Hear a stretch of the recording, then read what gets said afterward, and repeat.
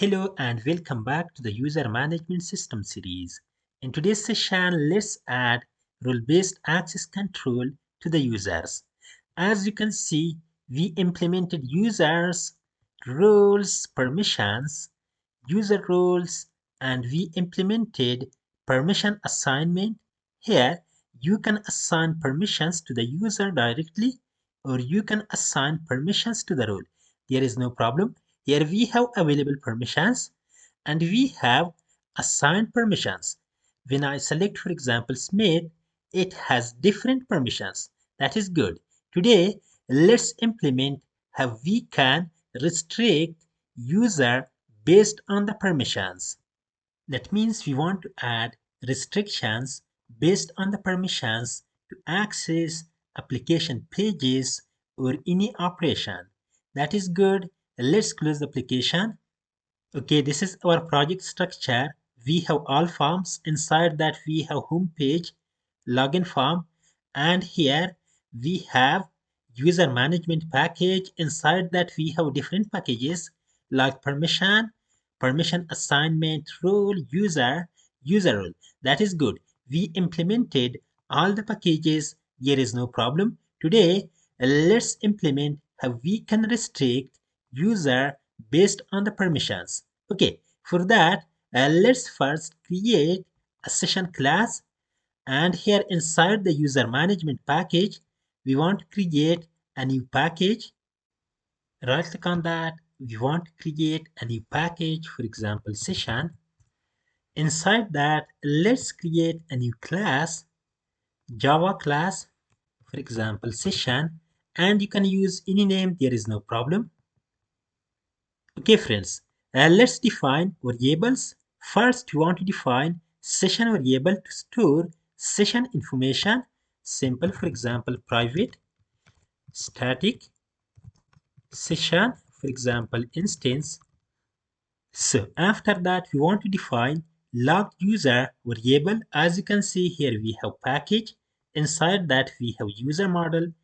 We have data access object and service. Let's define variable of type user. Simple, for example, private. We have user, for example, logged user. Let's import that. Okay. Thereafter, let's define constructor, simple public, for example, session. After that, we want to generate getters and setters. For that, let's select that. Right click on that. We have insert code. Let's select getter and setters. Select all. Okay, as you can see, all the getters and setters generated successfully. There is no problem. Let's remove set instance method. There is no need. Okay, thereafter, let's copy that from here.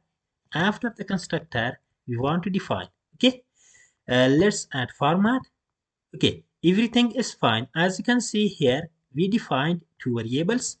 Then we have a simple empty constructor. Then we have get instance, get logged user, and we have set logged user. That is good. And here we want to define a simple condition. If, for example, we have instance equals null, we want to initialize this instance variable. Simple instance equals new session. Okay. Okay, friends, everything is fine. We defined a session class in a good manner. Thereafter, let's open user model. As you can see here, we have simple private variables. Then we have different constructor. That is good. Let's add a new variable here to represent permission assignment. As you can see here, we have permission assignment. We want to define a variable to represent permissions. Simple, for example, private list. We have permission assignment model. Let's pass that permission assignment. For example, permissions, and you can use any name, there is no problem. Thereafter, we want to select that because we want to generate getters and setters. Right click on that, we have insert code, and here we have getters and setters. Let's select that, then generate. As you can see, we have get permissions and we have set permissions. Okay, everything is good. As you can see, we created a simple private variable. Then we generated getters and setters. Let's define that here for the beta style. That is good. Thereafter, let's open user service class. As you can see here, we have different methods. We have add new record. Then we have get all users. After that, we have login method. We want to write new code here.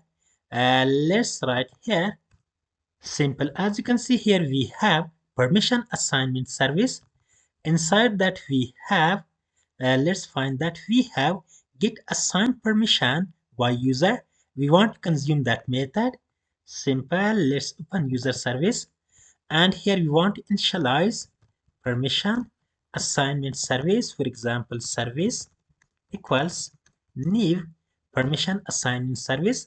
To that we want to pass data access object. Simple new.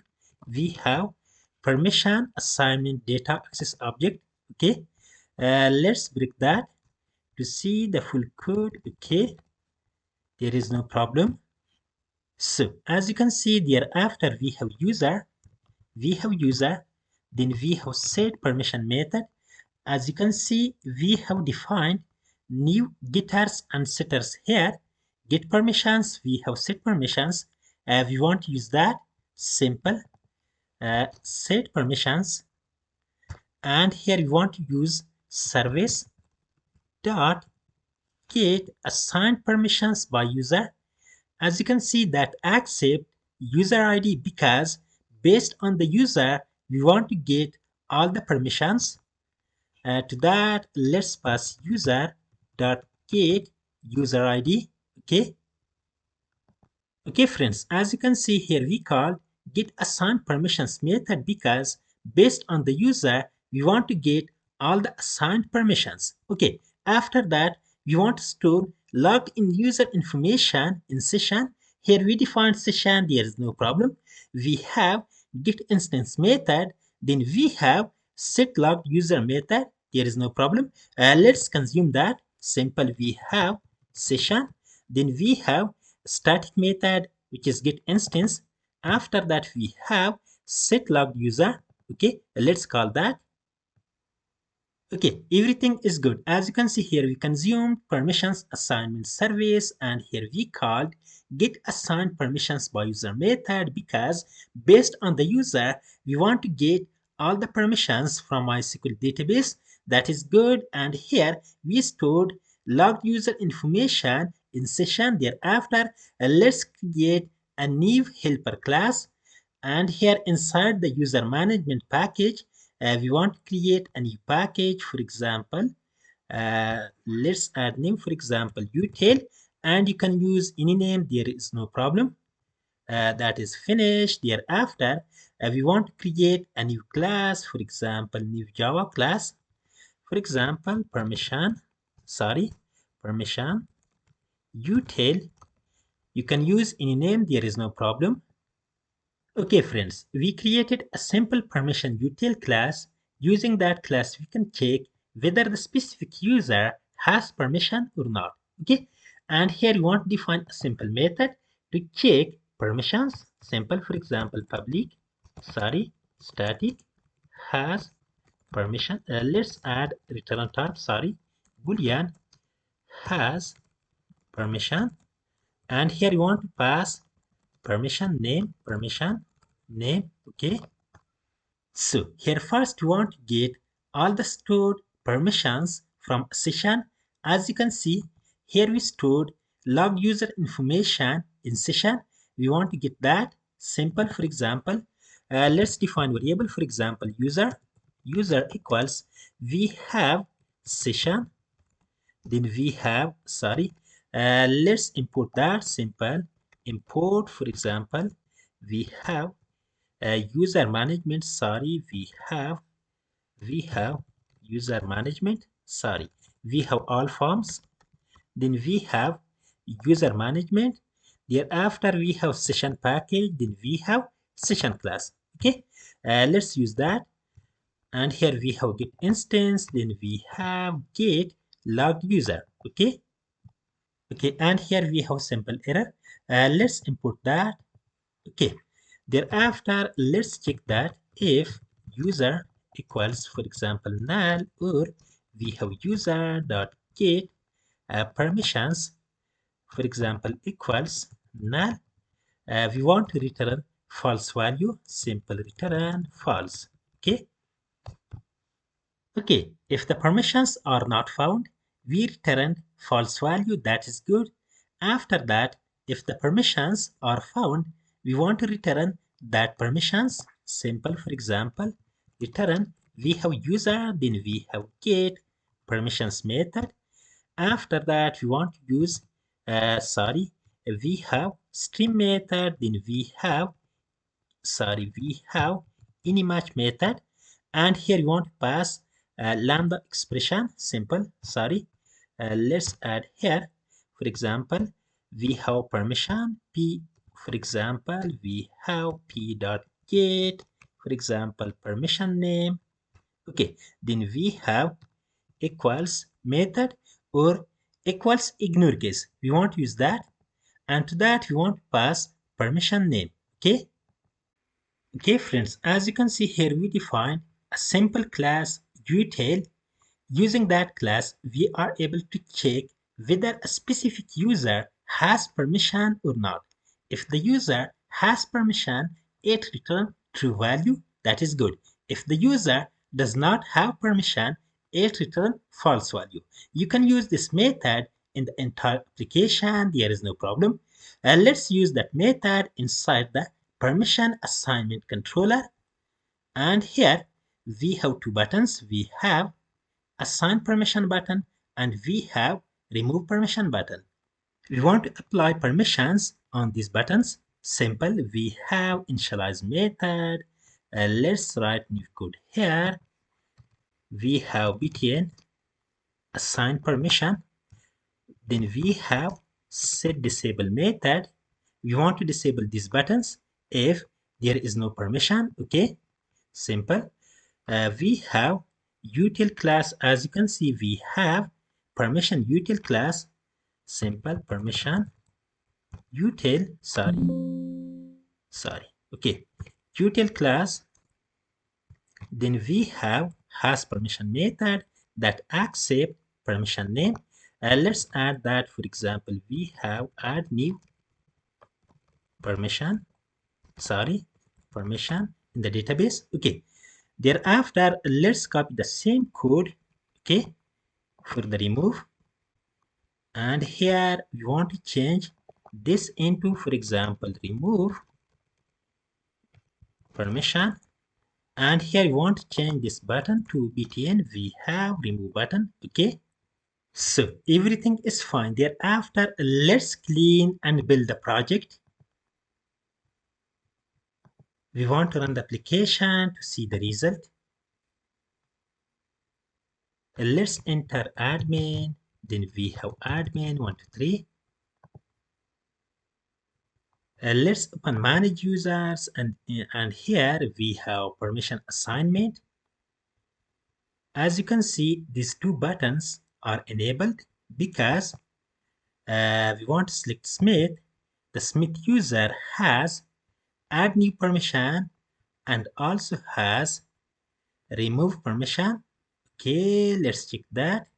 As you can see here, we have remove rule and we have remove permissions. That is good. Let's close the application. We want to run application once again. And here we want to log in, for example, Ali. We have Ali 1, 2, 3. Let's open manage users. Then we have permission assignment. As you can see now, assign button and remove button are disabled. That is good because this user does not have permission. Let's select that. As you can see, no content in a table. That is good. Okay, everything is correct. As you can see, we added rule-based access control to the user. You can use this simple code anywhere in the application. Just change button name and permission name. There is no problem. Let's copy that. We want to use that inside the, for example, role. And here we have controller. We have, sorry, let's check that we have only one button, btn add role. Let's apply the permission. Simple.